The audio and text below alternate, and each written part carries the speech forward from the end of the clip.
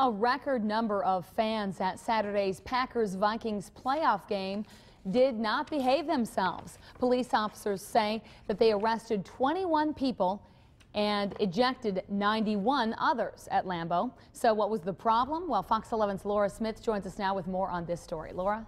Well, Michelle, it was an evening playoff game against a division rival on a Saturday where many people didn't have to work the next morning. Police say it was the perfect storm, but officers handled it pretty well. Tonight, we take a closer look.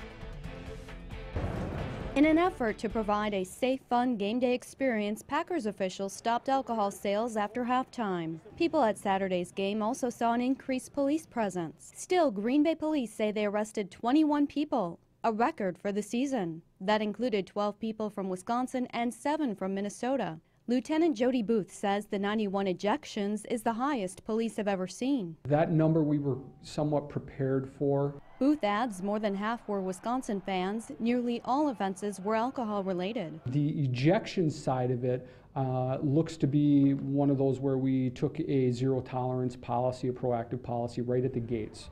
And that's where a lot of that may have increased. Police say it's too early to say whether the decision to stop serving alcohol early and toughen up security made a difference. And that includes whether fans drank more heavily before they got into Lambeau. We're going to get together with the Packer organization and we will look at the numbers and look at how things went. A Packers spokesperson says team officials are still reviewing the police reports, so they didn't want to comment yet on Saturday's numbers. So how does the season look overall in terms of arrests and ejections? We did a Fox 11 fact check. Police report a total of 97 arrests at home games this season and 373 ejections. That's an average of 9 arrests per game and 34 ejections. The game with the most ejections after Saturday's was the Packers-Bears matchup, which saw 55 ejections. Next is the Packers-Lions game, in which 50 people were ejected. Booth says it's possible that even more than 91 people were ejected from the Packers-Vikings game.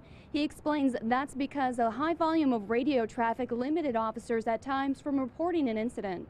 Just informally talking to officers, they have told me that there were a couple of times during the game where they just couldn't get on the radio just because of radio traffic, so they handled the ejections themselves.